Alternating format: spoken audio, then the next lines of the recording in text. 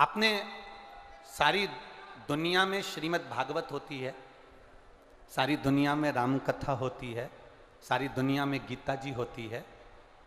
जिस समय हमने शिव पुराण चालू करी थी उस समय शिव पुराण नहीं होती थी। तो लोगों ने प्रश्न किया कि आपने शिव पुराण क्यों चालू करा?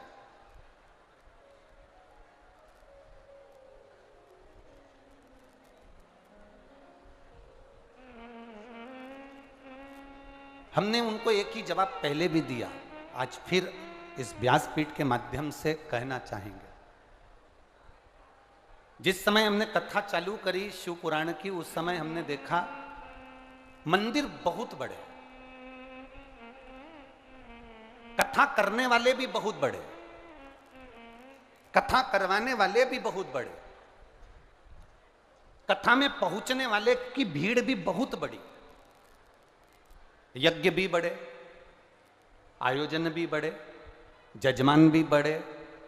पर जिस समय शिव पुराण की कथा करना चालू करी उस समय हमने देखा कि सब कुछ बड़ा, पर दिलों में भक्ति नहीं बढ़ पाई। तो ये शिव महापुराण की कथा ने लोगों के दिल में भक्ति देना चालू कर दिया, केवल भक्ति।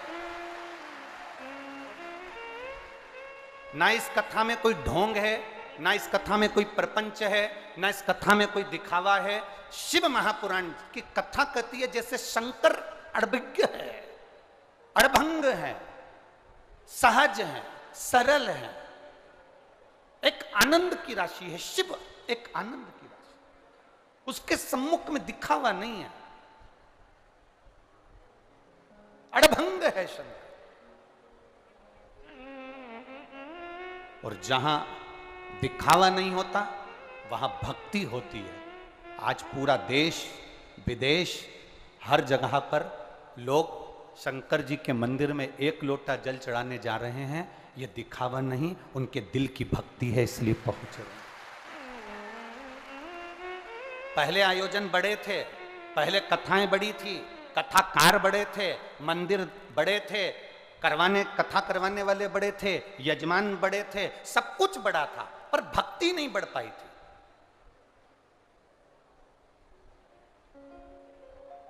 मंदिर सूने पड़े रहते थे। तो अगर माताएं बैठी और बुजुर्ग अगर भाई लोग बैठे हैं तो उनसे निवेदन करूंगा, आपके शंकर जी के मंदिर आपके मोहल्ले के उठाकर देखना। पहले कौन जाता था?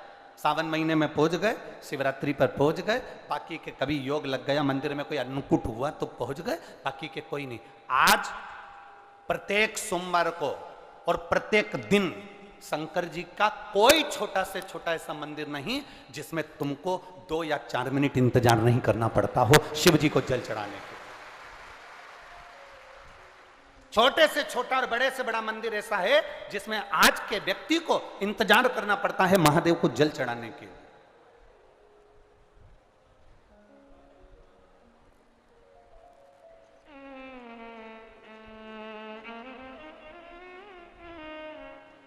सब मंदिरों में सफाई करने वाले को ढूंढा जाता है, पर महादेव के मंदिर में सफाई करने वाले को भी नहीं ढूंढना पड़ता, वो खुद आता है और कर कर चले जाता है स्वयं।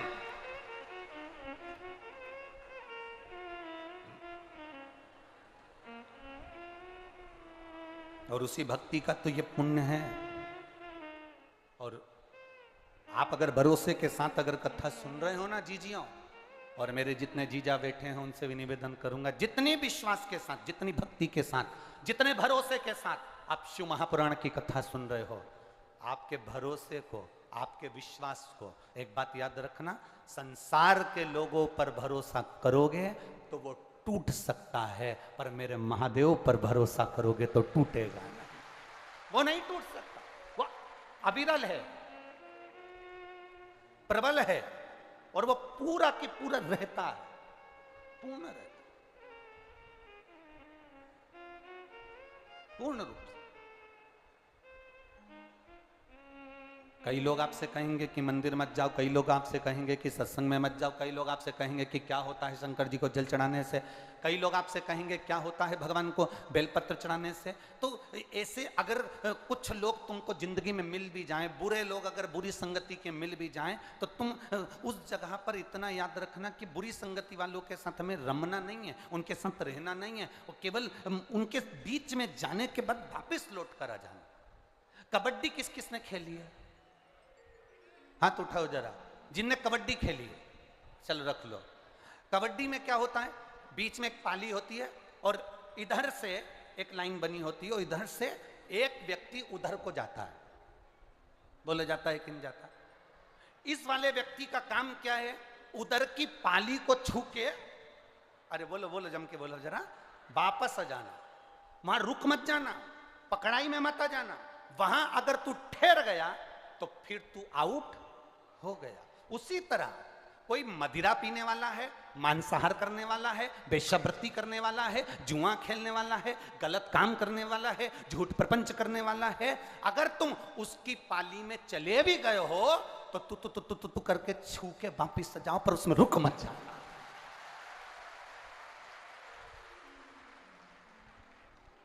पाली को छू के वापिस आ जाना, पर उसमें रुकना नहीं। पीने वालों के साथ बैठकर पीना नहीं, जुआरी के साथ जुआ खेलना ना ना ना। अगर पहुंच भी गए और तुम्हें लग रहा है कि मैं गलत लोगों के बीच में फंस गए, तो कबड्डी याद रखना, और पहुंच गए तो पाली छू के वापिस आ जाओ, पर उनके साथ में रुक मत जाना, नहीं तो कभी भी आउट हो सकते हो, समाप्त हो सकते हो। इसलिए छुओ और वापिस आ जाओ। कबड्डी का गेम हमको सिखा रहा, ये दुनिया के जितने जितने ये गेम है ना, जितने जितने दुनिया में ये खेले जाते हैं गेम, ये कोई साधारण है? इन सब गेमों में कुछ एक वो होती है ना, वो जिसको लात मारते हैं, फुटबॉल। किस किसने खेली है? खेली आप लोगों ने? वो उसको रखते हैं और दे लात दे लात दे लात दे लात, और वो इधर जाए उधर जाए उधर जाए। एक शिष्य ने गुरुजी से पूछा, इस गेंद ने क्या बिगाड़ा, इस फुटबॉल ने क्या बिगाड़ा जो इसको लोग लात मार रहे हैं? गुरुजी ने कहा, बस इस फुटबॉल की एक गलती है, ये अंदर से खाली है। अगर ये अंदर से भरी होती तो किसी के बाप में दम नहीं होती कि लात मार दे।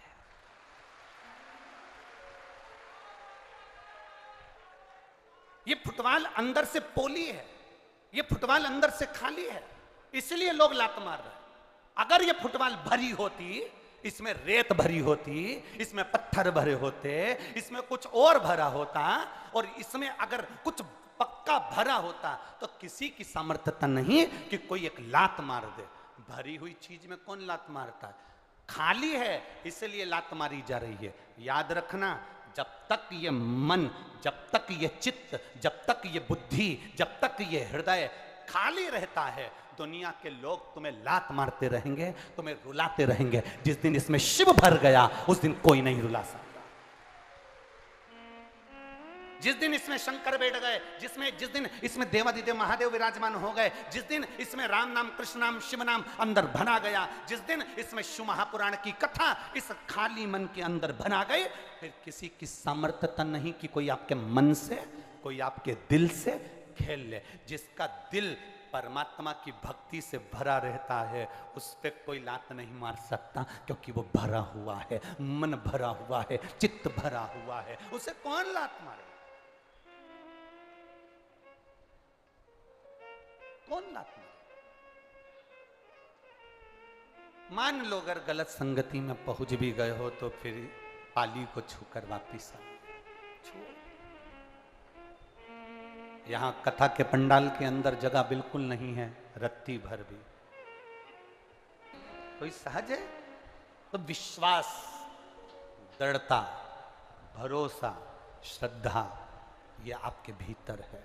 कई लोग बाउंड्रियों पर खड़े हुए हैं, अर्थात तुम चिंता मत करना, तुम यहां तक आ गए हो, भले तुम्हें पंडाल में बैठने की जगह नहीं मिले, पर तुम पाली छूकर जा रहे हो, मतलब ये निश्चित है कि तुम्हारा कार्य सिद्ध है, तुम पहुंचे हो वहां, तुम पहुंचे। तो वहां तक पहुंचे हो। बोल बम का नारा है, शिव तत्व की प्राप्ति हो। हम मना नहीं करते कि आप किसी के साथ नहीं रहो, पर इतना जरूर रहो कि उसके अंदर हमें मिलना नहीं, उसमें हमें घुलना नहीं, हमें उससे दूर हटना। देवादिदेव महादेव भगवान शंकर सुगंधा को रेणुका के साथ कथा श्रवण कर ब्राह्मण के शरीर का कोढ़ का रोग समाप्त हो गया।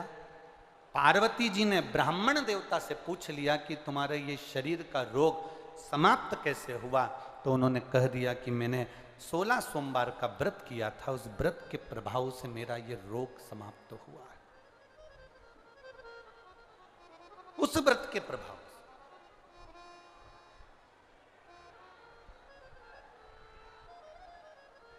और व्रत का प्रभाव कब होता है, थोड़ा सावधानी से सुनना। इस बात के लिए आपको बाबा से लगन लगाना है और शिव को अपना बनाकर आपको शिव के होना है। दिल से कथा सुनो, बड़े भाव से। व्रत का प्रभाव कब पड़ता है, व्रत का फल कब मिलता है, व्रत का प्रभाव कब पड़ेगा? जिस भगवान का हमने व्रत किया है, जिस भगवान का हमने उपास किया है, हम हर 2 मिनट में, 1 मिनट में, 1 क्षण में हम उस परमात्मा को याद करते रहें जिसका व्रत है। 21,600 श्वास मनुष्य के शरीर से प्रतिदिन निकलती है।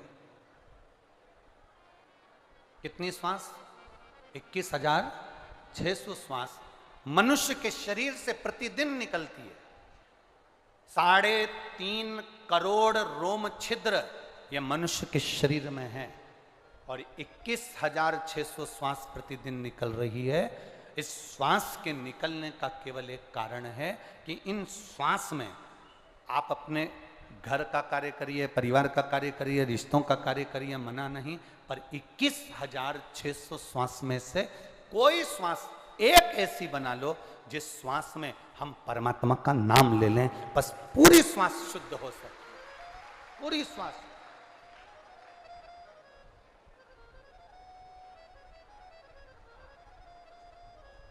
एक व्यक्ति ने प्रश्न किया था,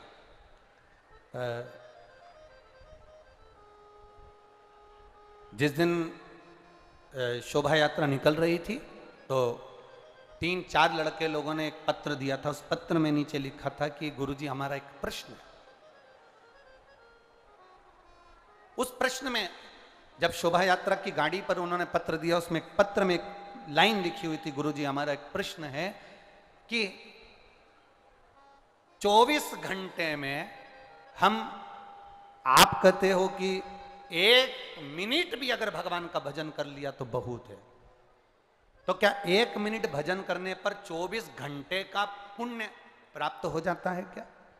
हम उनसे इतना सा कहना चाहेंगे, हमारे यहाँ का शास्त्रों का, वेदों का, हमारे शास्त्रों का विधान है, भंडारे में इतनी सारी नुक्ति बनती है, भंडारे में इतना सारी पूड़ी बनती है, भंडारे में इतनी सारी सब्जी बनती है, क्या वो पूरी की पूरी सब्जी उठकर, पूरी की पूरी पूड़ी उठकर, पूरी की पूरी नुक्ति उठकर क्या भगवान के सामने जाती है? जम के बोलो जरा, नहीं जाती। कितनी जाती है? एक थाली में लगकर थोड़ा थोड़ा थोड़ा जाता है, भोग लगता है, वापिस आता है, और जो बहुत सारा भोजन है उसमें उसको डाल दिया जाता है। उसी तरह 24 घंटे अगर आप भजन नहीं कर सकते, 1 मिनट अगर आपने भजन करा और उसमें आपने थोड़ा सा पुण्य कमा लिया, तो आपका वो पुण्य 24 घंटे के उस तबेले में डाल दिया जाता है, जिससे सब वो पुण्यमय हो जाए। 1 मिनट का पुण्य आपका जीवन सफल हो। शास्त्र कहते हैं 24 घंटे भगवान का भजन करो। कोई करता है क्या? अरे बोलो तो जम के, कौन करे? तो शास्त्रों ने किया 24 घंटे भगवान का भजन नहीं कर सकते तो कम से कम 12 घंटे करो।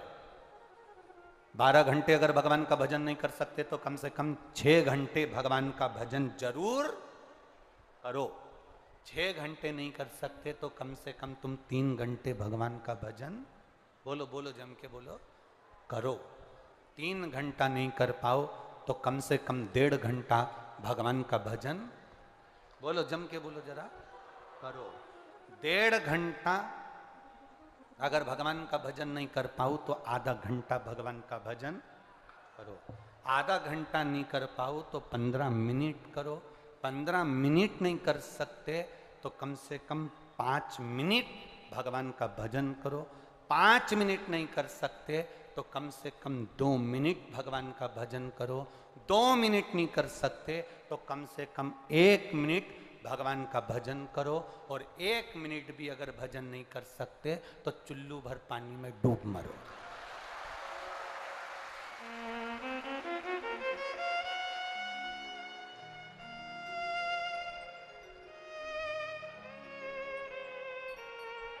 अब 24 घंटे में से 1 मिनट नहीं निकाल सकते तो काय का जीवन तुम्हारा?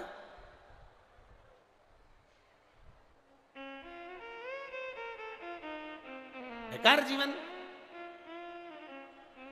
कोई ने पूछा कहां गई थी? कथा सुनने गई थी। सुनी? हाउ?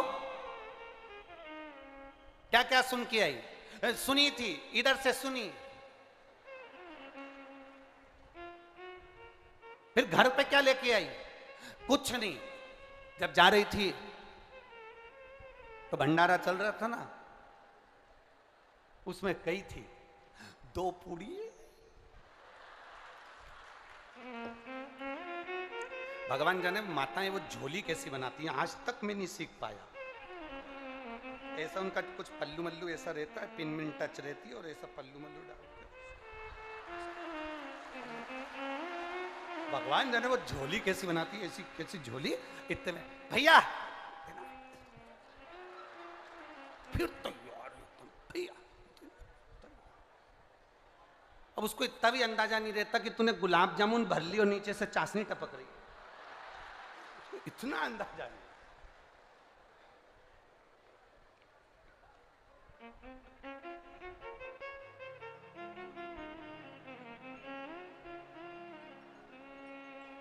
कमलनाथ जी को बहुत बहुत साधुवाद। आपको दुनिया में हम लोग कथा करते हैं, भंडारे चलते हैं, पर इतने तरह का पकवान पहला भंडारा है जहां पर रोज नया नया पकवान बना है भक्तों के लिए। बहुत बहुत साधुवाद। ये शिव तत्व है, इसी को कहे शंकर का तत्व। अब वो भर लिए उसमें, देव देव जरा देव, और उसमें रख लिए भर के।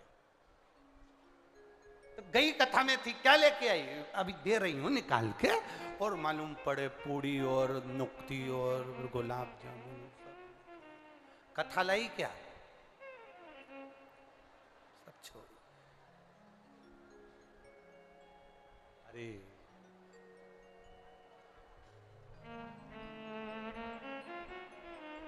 हमें तेरा ही सहारा है मेरे भोले बाबा। कब से खड़े हैं झोली पसार, क्यों ना सुने तू मेरी पुकार। कब से खड़े हैं झोली। शिव कथा कह रही है। सुगंधा को शिव जी कहते हैं। पार्वती जी ने उस ब्राह्मण को देखा जिसका शरीर का रोग समाप्त हो गया। शिव जी ने कहा, शंकर जी के मंदिर में बैठी हुई उस ब्राह्मण देवता ने, पुजारी देवता ने, पंडित जी ने कहा, मेरे शरीर का रोग देवादिदेव महादेव के व्रत रखने से पूर्ण हुआ। व्रत की पूर्णता क्या है? व्रत का फल क्या है? व्रत का सुख क्या है? व्रत का आनंद क्या है? हम जिनका व्रत कर रहे हैं उनका स्मरण हमारी चित्त वृत्ति में होना चाहिए। अगर हमारी चित्त वृत्ति में उसका स्मरण नहीं है तो वो ठीक नहीं। केवल फलाहार कर लेना, साबूदाने की खिचड़ी खा लेना, साबूदाने की खीर बनाकर खा लेना, या चिप्स तल कर खा लेना, या पापड़ तल कर खा लेना, या कुछ बनाकर खा लेना, इसको उपवास या इसको व्रत नहीं कहा। व्रत का मतलब क्या होता है, व्रत का मूल तत्व क्या है? व्रत का मतलब है कि जिसका आप उपवास कर रहे हो, जिस देवता का आप व्रत कर रहे हो, उसको हर 2 मिनट में, हर मिनट में, हर क्षण में उसको याद किया जाए।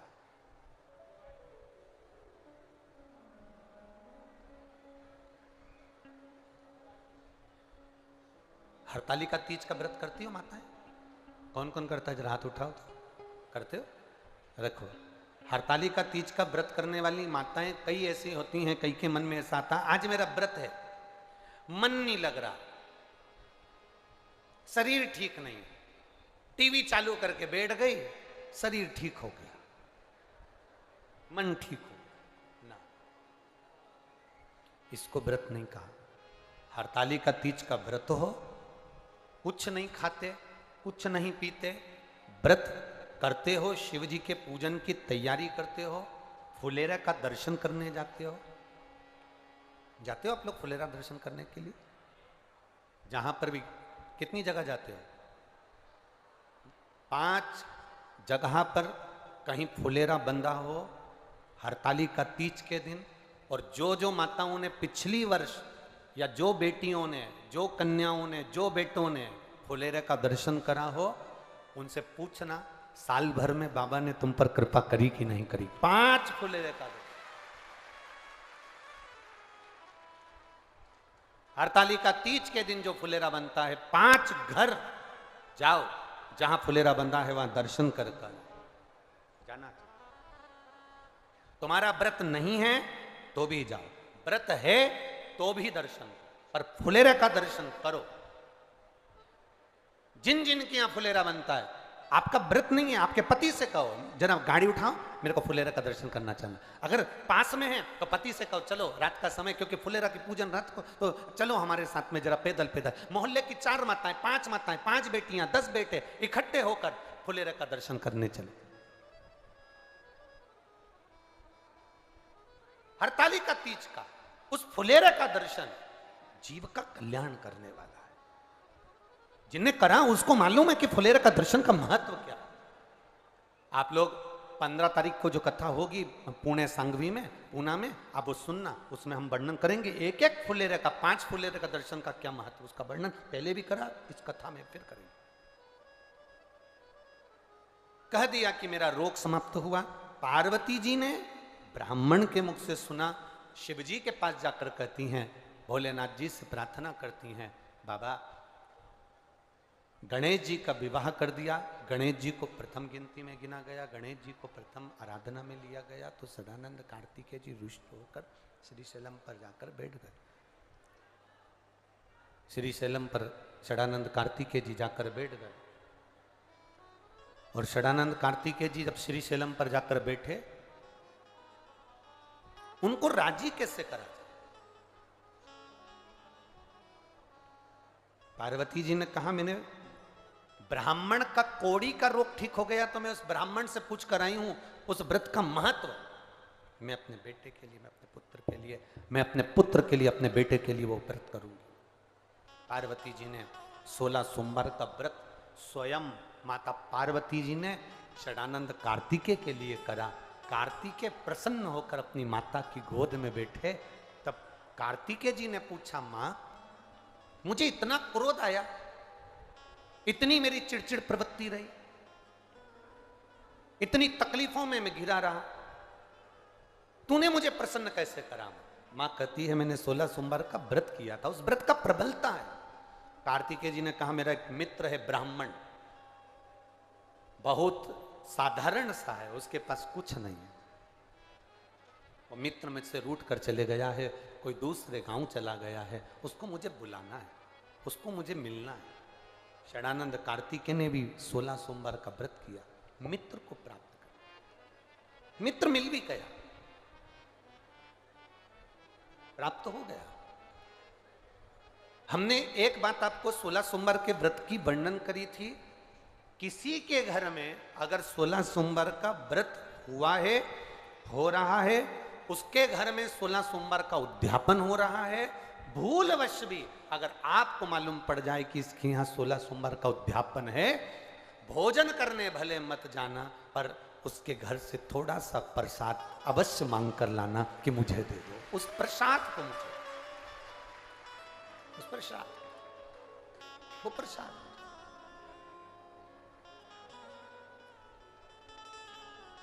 वो प्रसाद मुझे दिया जाए, थोड़ा सा दे दो, और केवल एक अंजलि में नहीं, भले वो इतना सा प्रसाद दे पर अंजलि दोनों होना चाहिए। भैया थोड़ा सा इस प्रसाद का भाव दीजिए, थोड़ा सा सुख मिलेगा, इस प्रसाद का भाव दीजिए। शंभु शरणे पड़ी मांगू घड़ी रे, दुख काटो दया करी दर्शन। उस व्रत का मूल आनंद हमें प्राप्त। जितने बेटे बेटियां कंपटीशन एग्जाम की तैयारी कर रहे हैं, जितने बेटा बेटियां नौकरी की तैयारी कर रहे हैं, मैं उनसे कहूंगा आप मेहनत करो, खूब करो, दिल से करो, अच्छी करो, दम से करो, मेहनत में कमी मत आना। उसके साथ बहुत बहुत ध्यान देना, किस्मत मौका देती है, किस्मत जम के बोलो मौका देती है, और हमारी मेहनत चौका लगा देती है।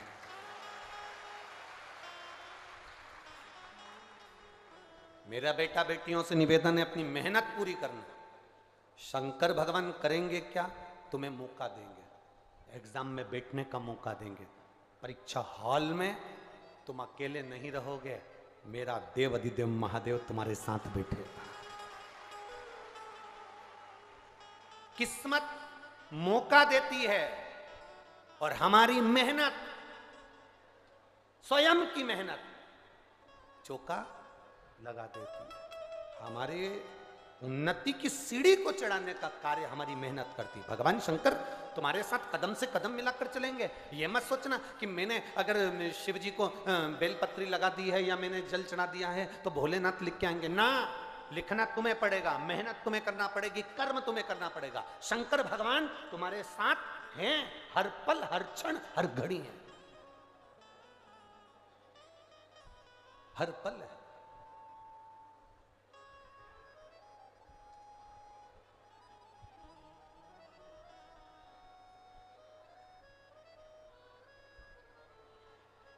यहां पे कथा सुनने के लिए कोई टीचर लोग बैठे हैं क्या? टीचर अगर कहीं बैठे हो तो हाथ हिलाओ ना जरा, कितने टीचर बैठे हैं? हाँ हाथ हिलाओ जरा। हैं सब, चाहे प्राइवेट स्कूल के हो चाहे सरकारी के हो, टीचर तो है ना? ठीक है। आप लोग बच्चों को पढ़ाते हैं, बच्चे विद्याध्ययन करते हैं, आप मेहनत करते हो, बच्चे को पढ़ाते हो, बच्चा भी मेहनत करता है, तब बच्चा परीक्षा के समय पर आपका चेहरा देखता है, एग्जाम के समय पर बच्चा आपका चेहरा देखता है। तो टीचर क्या कहते हैं? देख तो चिंता मत कर, मेहनत कर, अच्छी मेहनत कर, टेंशन मत ले, मेहनत अच्छी कर, पढ़ाई अच्छी कर, बाकी के सब परमात्मा पर छोड़, और तू अच्छी मेहनत कर कर जो लिखेगा लिख। तेरा हाथ चलना चाहिए, तेरी बुद्धि चलना चाहिए, तेरी कलम चलना चाहिए, बाकी का रिजल्ट फिर उसके हाथ में है, वो देगा। रिजल्ट उसके हाथ में। हम मेहनत करें ही नहीं और सोचें कि मिल जाए तो ना। कार्तिकेय बाबा ने व्रत किया, व्रत का प्रभाव यह हुआ कि उनका मित्र मिल गया। मित्र ने पूछ लिया अपने मित्र से, कार्तिकेय से, शनानंद कार्तिकेय तूने मुझे कैसे प्राप्त करा? मित्र ने कहा मैंने 16 सोमवार का व्रत किया था। उस व्रत का विधान क्या है? व्रत का विधान बताया। दिन में। ये 16 सोमवार का जो व्रत है, प्रथम सोमवार को अब उठा रहे हैं, सावन के महीने से, बैसाख के महीने से, मार्गशीर्ष के महीने से, जिस महीने से पहले सोमवार से इसको उठाया जाए। सुबह स्नान पूजन अर्चना कर कर बड़े आनंद के समय, दोपहर का तीसरा पहर प्रदोष काल के समय पर शंकर भगवान की आराधना करी जाए, शिव जी का शिवलिंग का पूजन करा जाए। पार्थिव शिवलिंग का निर्माण कर कर पूजन कर लो, चाहे अपने घर में जो शिवलिंग है उसका पूजन कर लो। जिस प्रसाद को बनाओगे उसके 3 हिस्से, भगवान की आराधना पूजन अर्चना, एक हिस्सा भगवान को समर्पित कर, दूसरा हिस्सा सबको वितरण कर, तीसरे हिस्से का भाग स्वयं ले। शिव जी का चढ़ा हुआ प्रसाद पूरी रात्रि नहीं रखा रहता, खास तौर से 16 सोमवार के प्रसाद को रात भर कभी मत रखना। हम 7 दिन जो बेलपत्र यहां से आप लोगों को, कई लोगों को देते हैं, 7 दिन में 5 दिन 4 दिन जो बेलपत्र आपको मिलती है, तो ये बेलपत्र हम उससे कहते हैं रात भर नहीं रखना है। इसको मिले, तुम्हारे शरीर में कष्ट है, रोग है, बीमारी है, बड़े से बड़ा रोग है, लीवर किडनी कैंसर तक का रोग है, तुम्हें जो बेलपत्री दी गई है उस बेलपत्री को तुम इसी पंडाल में कहीं ना कहीं बैठकर उसको खाकर बाबा की रज को अपने हृदय से लगाकर कह कर जाना, बाबा मुझे ये रोग है, समाप्त आप करना। जब 3 दिन कथा का बस केवल जो आखिरी दिन होता है, विराम का दिन होता है, वो बेलपत्री नहीं खाई जाती, उस बेलपत्री को तो रखा जाता। बाकी के दिन की बेलपत्र होती है उसको खाते हैं। रात भर शिव पोथी पर चढ़ी हुई बेलपत्र केवल आखिरी के दिन की, विराम के दिन की बेलपत्र ही केवल लाल वस्त्र में रखने की होती है, बाकी की बेलपत्र केवल रोज की खाने की होती है, उसको रखा नहीं जाता, खाया जाता।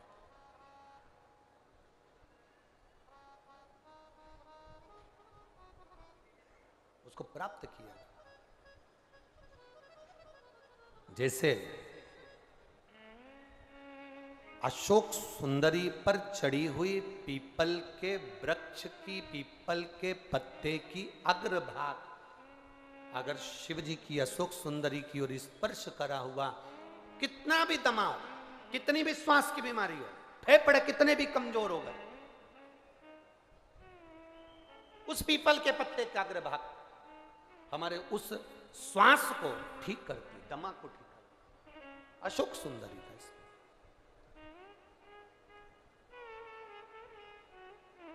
बेलपत्री। अब ब्राह्मण ने पूछा कि तुमने मुझे प्राप्त कैसे करा? का बता दिया, ऐसा ऐसा व्रत है, उसको करो, 17वें व्रत में इसका उद्यापन कर दो। उद्यापन होगा वही प्रदोष काल में शाम के समय, ठीक है।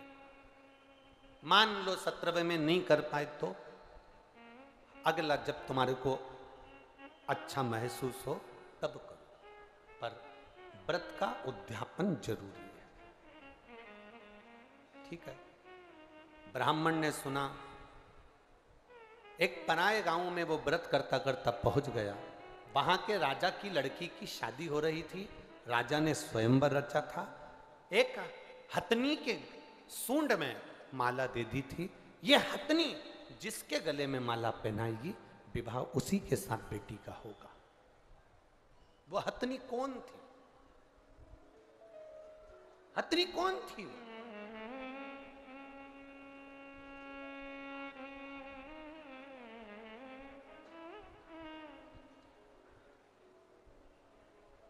अगर नरसिंह पुराण को आप पढ़ेंगे तो नरसिंह पुराण में लिखा हुआ है, राजा के नगर में हथनी के सूंड में माला दी गई, ये माला जिसके गले में पहनाएगी उसी के साथ मेरी बेटी का विवाह होगा। वो हथनी कौन थी? ऐसे संकल्प पहले के राजा लेते थे। वो संकल्प क्यों लेते थे? जनक जी ने संकल्प लिया, जो इस धनुष को उठाएगा चढ़ाएगा उसी के साथ बेटी ब्याहूंगा। तो जनक जी को क्या पड़ी जो उन्होंने ये संकल्प लिया?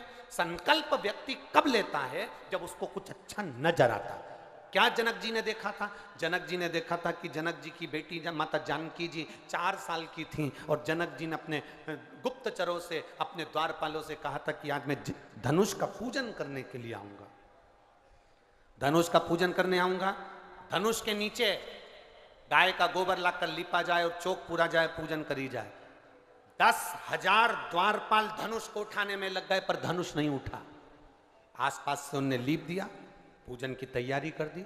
इतने में जानकी जी ने आकर देखा, 4 साल की जानकी जी आकर देखती हैं, पूछती हैं द्वारपालों से, काका जी आपने धनुष के नीचे तो लीपा ही नहीं, पिताजी कितने नाराज होंगे। आपने धनुष के नीचे नहीं लीपा, पिताजी नाराज होंगे। हमसे धनुष उठा नहीं। 4 साल की सीता जी ने कहा आपसे धनुष नहीं उठा, लाओ मैं लीप देती हूं। 4 साल की जानकी जी उल्टे हाथ से धनुष उठाई, हाथ में गोबर लेकर जानकी जी ने लीप दिया, धनुष को रख दिया। जनक जी पूजन करने के लिए आए। जनक जी पूजन करने के लिए आए और जनक जी ने पूजन करते समय देखा कि धनुष के नीचे का भाग पहली बार लिपा हुआ है। जनक जी ने पूछा ये भाग लिपा कैसे, ये किसने लिप दिया? तो द्वारपालों ने कहा ये सीता जी ने, जानकी जी ने लिपा। 4 साल की जानकी जी, 4 वर्ष की जानकी, और धनुष उठा लिया। हाँ, बुलाओ सीता जी को। जानकी जी को बुलाया गया और जानकी जी को बुलाकर पूछा गया, बोलो जानकी ये धनुष कैसे उड़ गया? सीता जी ने अपने उल्टे हाथ से धनुष उठाकर सीधे हाथ से लीप कर बता दिया। जैसे लीप कर बताया, जनक जी ने संकल्प ले लिया, मेरी बेटी का विवाह मैं उसके साथ करूंगा जो सीधे हाथ से धनुष उठाएगा, चढ़ाएगा, तोड़ देगा, बेटी उसी के साथ ब्याह दूंगा। जैसे जनक जी ने संकल्प लिया था, वैसे ही शिव महापुराण की कथा कर रही है। एक राजा ने संकल्प लिया कि हथनी जिसके गले में माला पहनाएगी, बेटी का विवाह उसके साथ करूंगा। ये हथनी है कौन? नरसिंह पुराण कहती है, ये कौन हथनी? कहा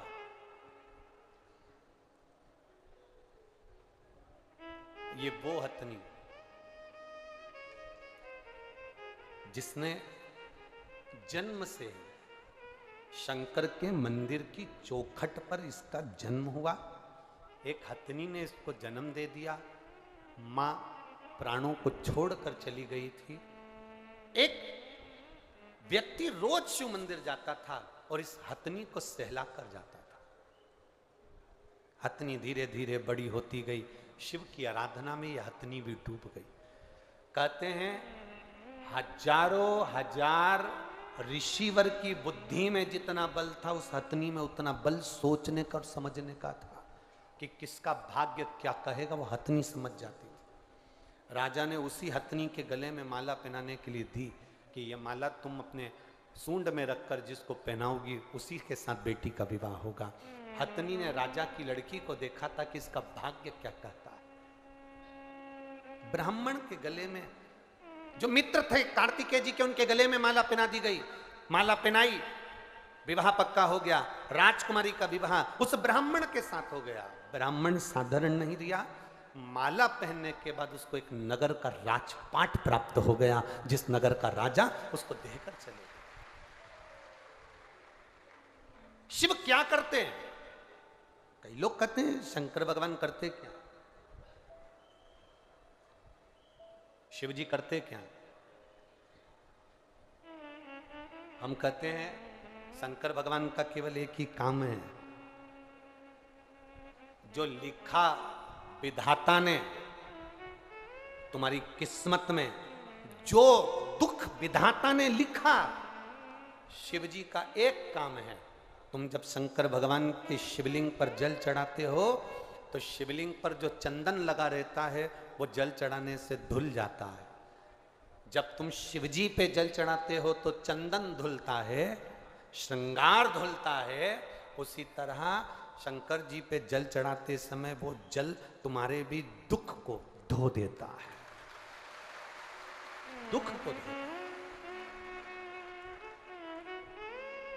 रोज रोज किसी के यहां जाओगे ना तो तुम्हारी इज्जत घट जाती है।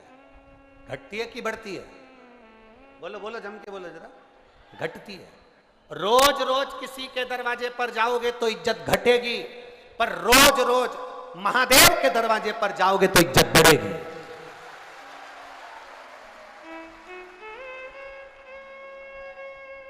किसी के दरवाजे पर जाने से इज्जत घटती है, पर महादेव के दरवाजे पर जाने से इज्जत बढ़ती है, बढ़ती है इज्जत। अभी तक तुम जाके देखना, तुम ऐसी रोड पर घूमते रहो, रोज शंकर जी के मंदिर जाना चालू कर दो तो पहले तो लोग कहेंगे हाओ आवारा है नंबर 1 का, बेकार है तो छोरा, बहुत अवल्ला है ये तो, बहुत बेकार है ये तो।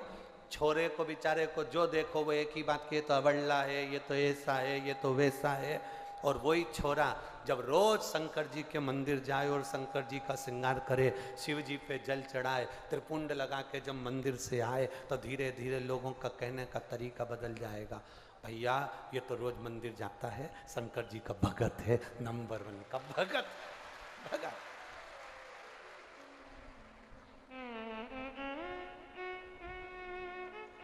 शिव की भक्ति इसके अंदर, शिव का गुणगान इसके अंदर। अब शादी हो गई, राजकुमारी आ गई।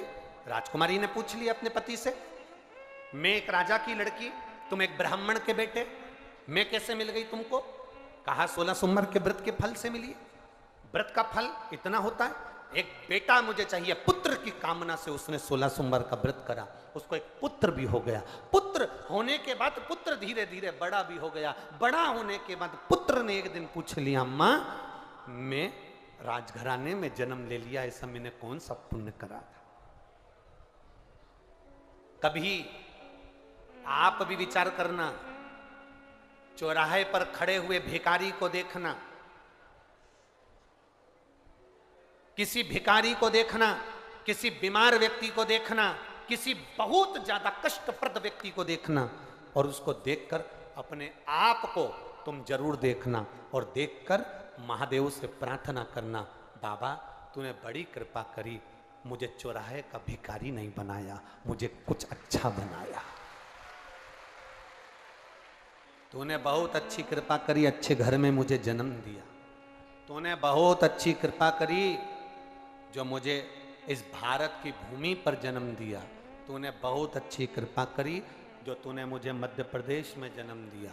तूने बहुत अच्छी कृपा करी जो तूने मुझे छिंदवाड़ा में जन्म दिया। तूने बहुत अच्छी कृपा करी जो मुझे पूरा शरीर दिया, पांव, हाथ, आंख, मुख सब दिया, सारे डिपार्टमेंट 2-2 दिए। पांव बोलते जाओ तो हाथ, नयन, श्रवण, तो जिह्वा।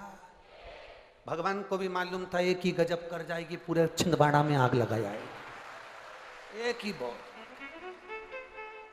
जीवान 2 नहीं दिए, जीवान 1, और उसको भी नीचे से बांध दिया। जीवान को कभी दर्पण में कांच में देखना, नीचे से बंधी है 3 जगह से, और देखा ये बहुत ज्यादा बोलेगी तो इसके आसपास 32 सैनिक लगा दिए, 32 दांत, ज्यादा बोले तो काट दे।